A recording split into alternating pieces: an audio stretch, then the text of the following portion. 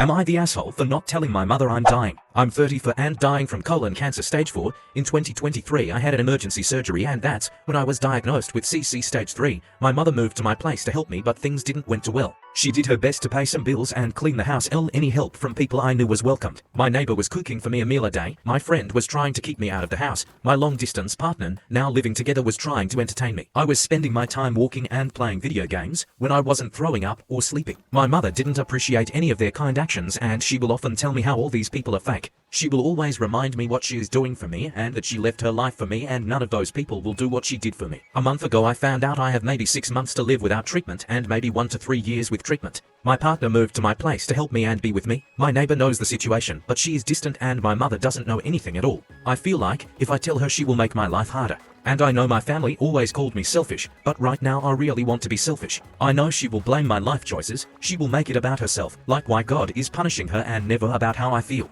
I don't want her to know yet, so am I the asshole for bringing food to my friend's party? I've got this friend I'll call Steve, who is a great friend, but not a great host in some aspects. He throws parties, which are fun and enjoyable, save for one problem that arises literally every time. There is never enough food. For example, he had a game night, and there were 10 people other than him and his wife there. He ordered 2 large pizzas and 1 small specialty pizza. This was from Domino's, if you're curious about the size. For sides, there was an order of garlic knots or something like that. So the party was fun, but after a couple hours I was hungry again, still, and overheard another couple talking about getting food on their way home. The next time there was a get-together, I offered to have me and my wife bring a dish, but he insisted he had food covered. We show up, and again, there's only enough for everyone to have 1 serving of the pasta he made. It really wasn't enough.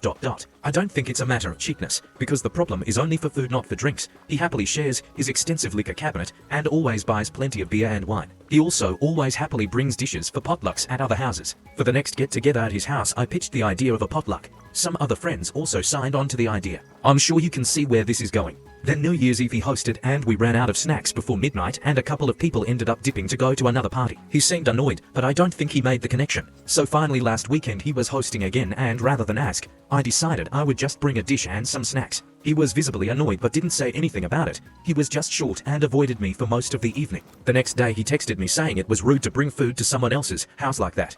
I apologized and said I was just trying to be helpful, and reminded him about how food had run out at previous get-togethers, and I was just trying to help avoid that. He got mad and accused me of saying he's a bad host. I told him I didn't think that was true at all, just that his food estimation abilities needed some work and that leftovers aren't a bad thing. He didn't respond and hasn't responded to any of my messages since. So, am I the asshole for telling my ex's new boyfriend she cheated on me with 2 guys while we were together? 125 male dated K27 female for about 1.5 years. We lived together, had joint savings, the whole domestic starter pack. I really thought we were in it for the long haul. Then she went on a girls' trip to Tula. Came back a week later looking like she saw the ghost of morality. Sat me down and said she needed to be honest. Turns out she cheated twice. Once with some guy from her yoga class she said was like a brother, and once with a guy she met on the beach and connected with under the moonlight. I moved out the next day, blocked her, went full monk mode. Anyway, fast forward a few months. I get a DM from this guy. We'll call him Zach.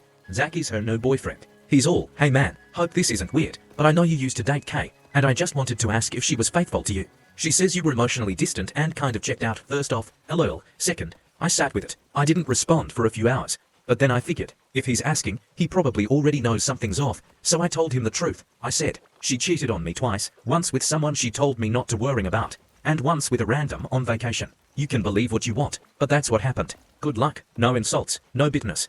Just the facts. He read it, no reply. Then she texts me, I can't believe you're still trying to ruin my life.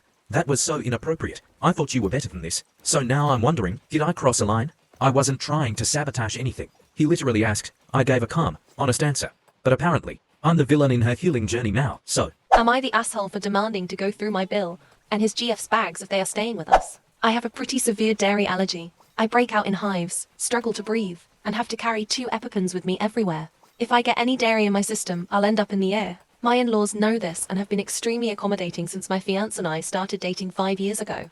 When we moved in together 2 years ago, we set strict rules for our home because of my allergy. The big one is that no one is allowed to bring anything that contains dairy into our house ever, no matter what. My Bill started dating his girlfriend 1.5 years ago.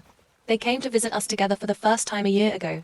My fiancé made sure my Bill explained my allergy to his girlfriend and our no dairy rule. 2 days into their stay, she bought dairy products and cooked lunch for herself when we weren't home. I ended up in the E because of cross-contamination.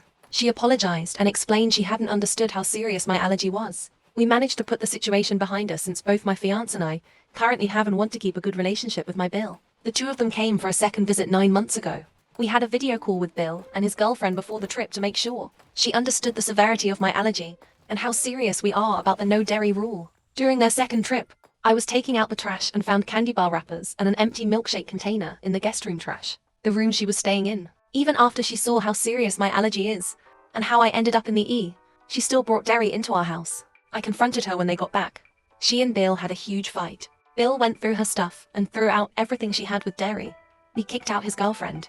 Bill stayed for the rest of the planned trip. Bill and his girlfriend worked out the relationship after the trip and are still together. Since their second trip, Bill has come alone since I don't trust his girlfriend in our house. Well, Bill is planning a new trip to visit us, and his girlfriend wants to come too.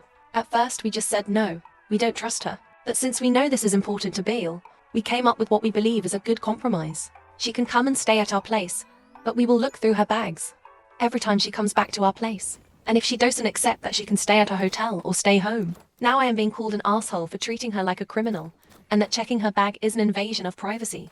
So, am I the asshole for repeatedly confronting my husband about not helping with our baby, even though we both agreed to take time off to raise her together? My husband and I have both worked really hard over the years, and when we found out we were expecting, we agreed we'd both take time off to focus on raising our daughter in her first year. It sounded like a dream plan and something we were both genuinely excited about. Fast forward to now, our little one is 6 months old, and things have not gone how I expected. While my husband does cook and I handle all the cleaning, a dynamic that's worked for us in the past, when it comes to the baby, everything falls on me. I do all the feeds, naps, diaper changes, nighttime wake-ups, which happen 3 to 4 times a night.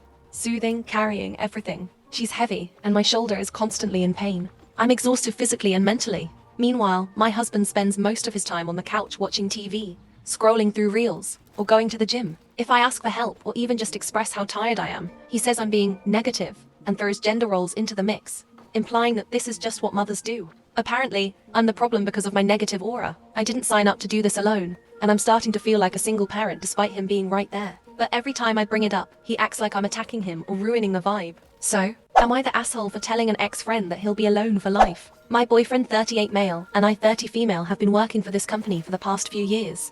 We joined together and have only been close to each other at work. About 6 months ago, we got close to 4 new employees: Alice, Clayton, Victor, and Martin.